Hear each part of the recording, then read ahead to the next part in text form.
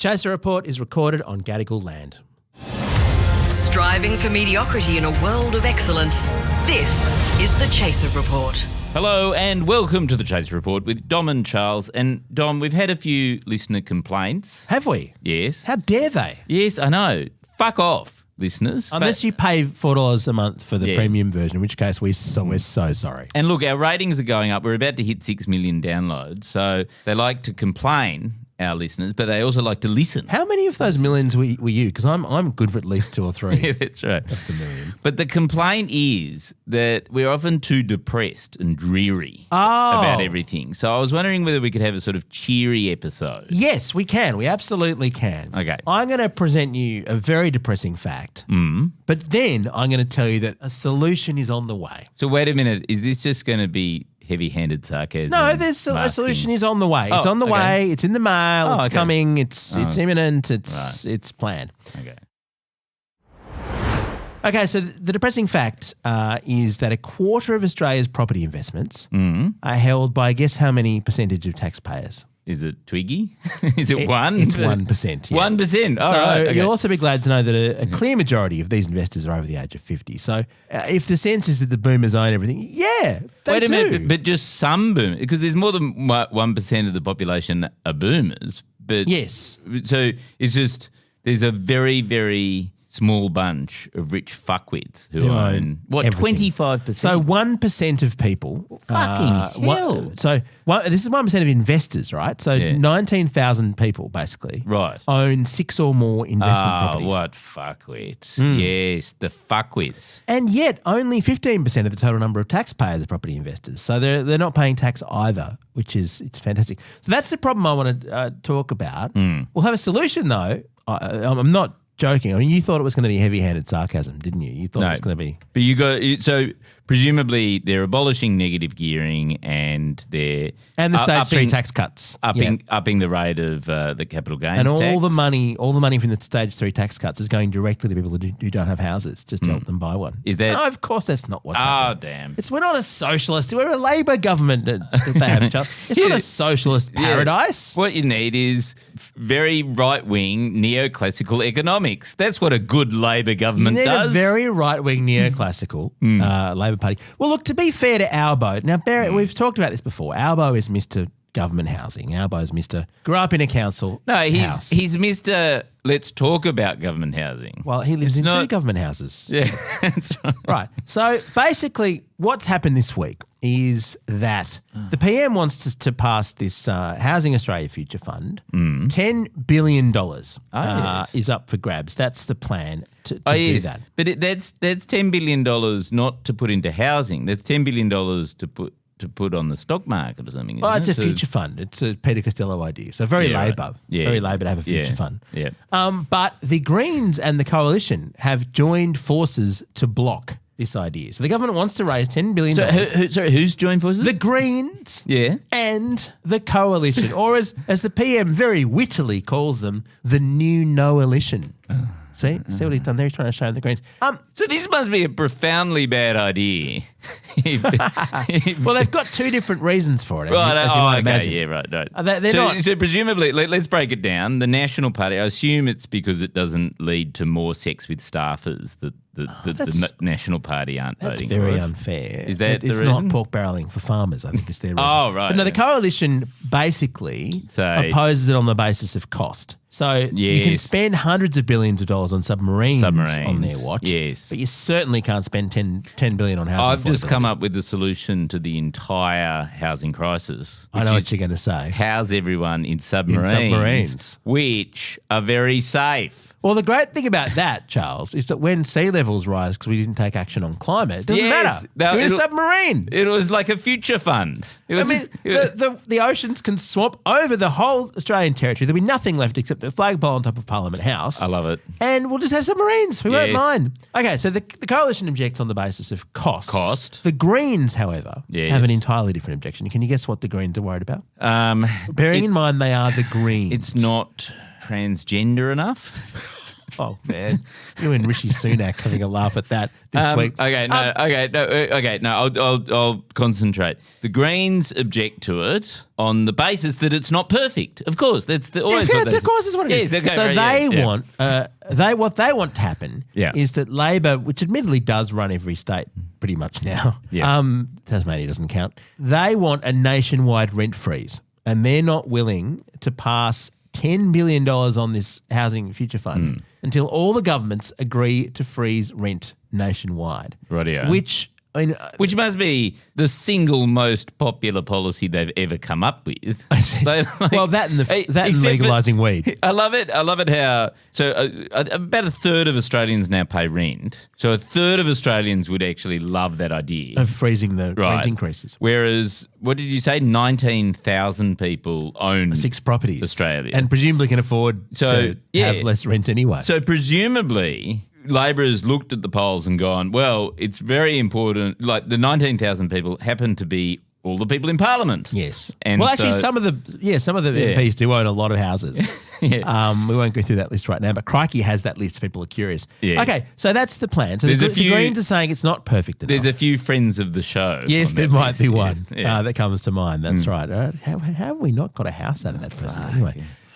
Anyway, I can only wish. So the Greens want this rent freeze. Now, Charles, I'm no economist. I can't weigh in on this. I don't know. But it's been argued that the rent freeze will make things worse. Some people say it will make things worse. Some say it will make things better. It would make it worse for people who foolishly invested in property. Yeah, worse for the renters, people say, and worse for the economy. I don't know why. It's worse for people who hoard property.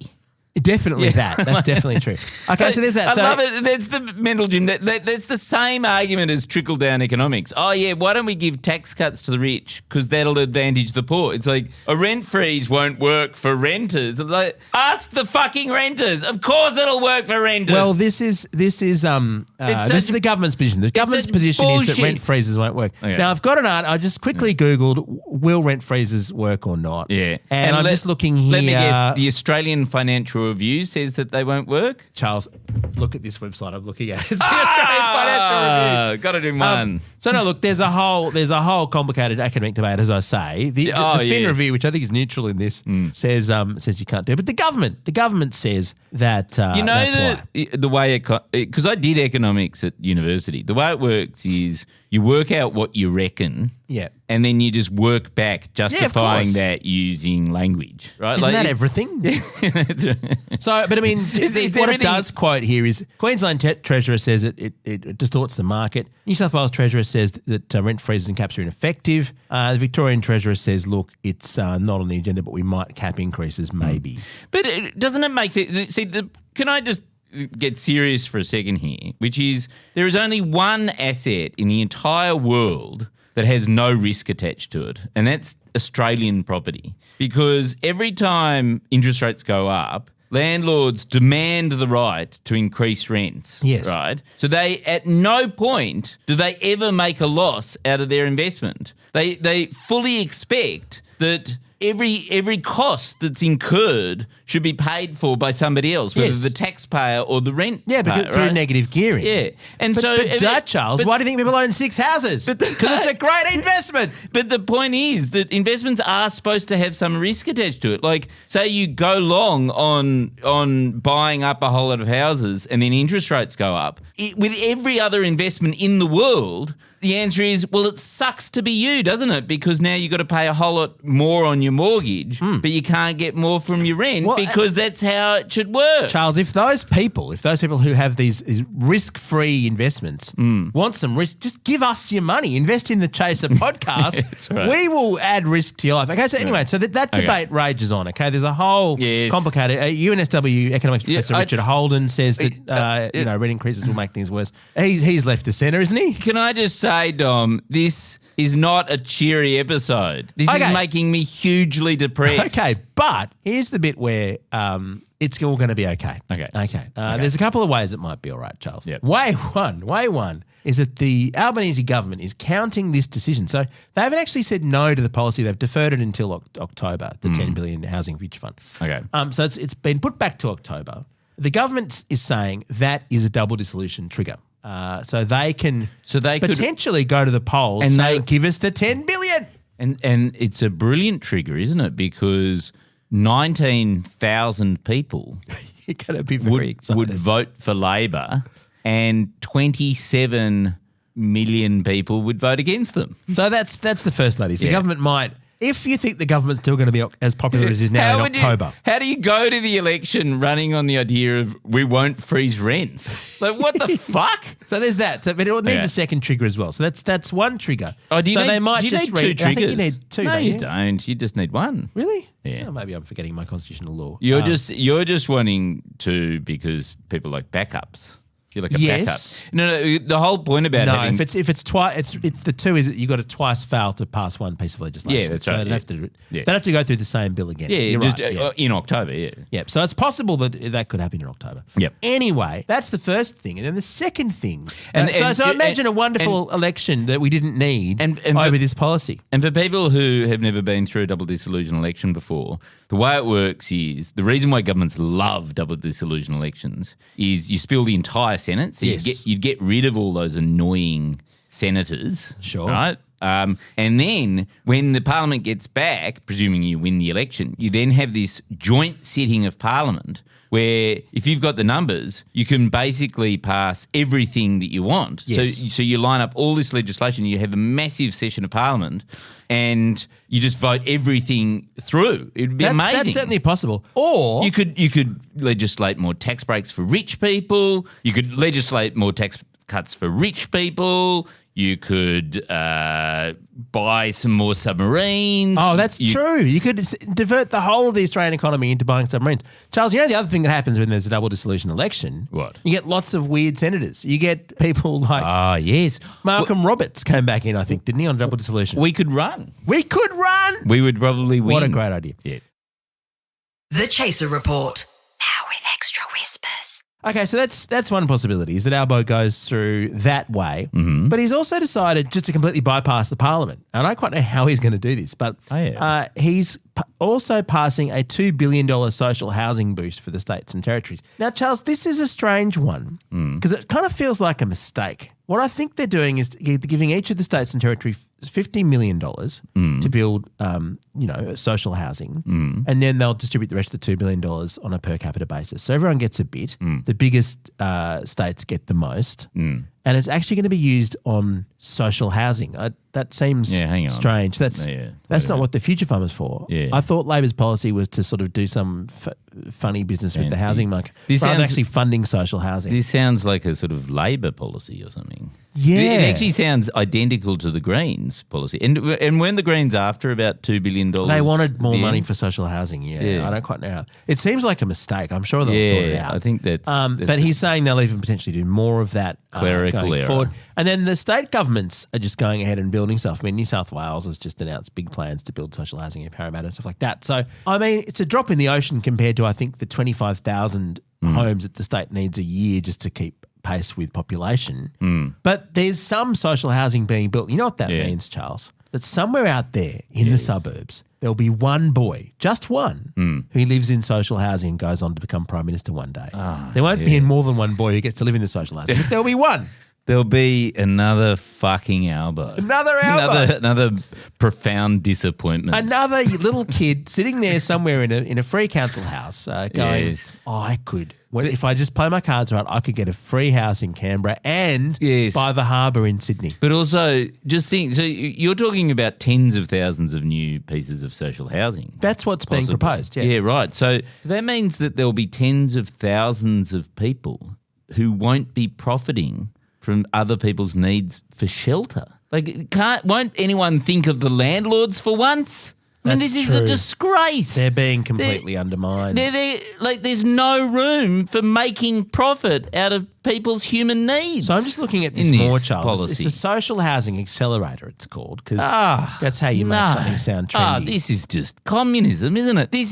The Greens have taken over Labor. Well, Charles, you know what I hope happens, though, is that what they do in Singapore, right? In Singapore, very capitalist society, they build social housing through the HDB, the Housing Development Board, and then they whip everyone. who gets into the social They housing. cane everyone. No, Yeah. no. What they do is, Okay. Charles, they let them buy the social housing after 10 years or yes. something. So don't worry about it. If the government does this right, they won't be forever social housing that can be. Thank goodness. They'll Yes. just be a new bunch of property investors Yes. who get the social housing, get to sell it, make all this money, then can buy more investment properties. I love it. Okay, well that's a hugely cheery and optimistic episode that you've delivered, Dom. The government has plans Yes. to build more houses, is my point. It's actually a positive thing. $2 billion is going into social housing. I'm not. Yeah. I mean, they may fuck it up. No, they may that- build terrible social houses. It may somehow all just go to Mirvac and Lend-Lease. And I've worked out how to get the libs on board with this policy, yeah. which is you build the houses, but you make them shaped like submarines. Charles, you're brilliant. I want a submarine house now. Our gear is from Road. We are part of the Iconoclast Network. Stay tuned. Any day now, we're going to pass 6 million downloads. Oh, a streamer's going to drop from the ceiling? And the lucky 6 millionth downloader will get a special prize. So stay tuned for that. The excitement in your voice is powerful, Charles.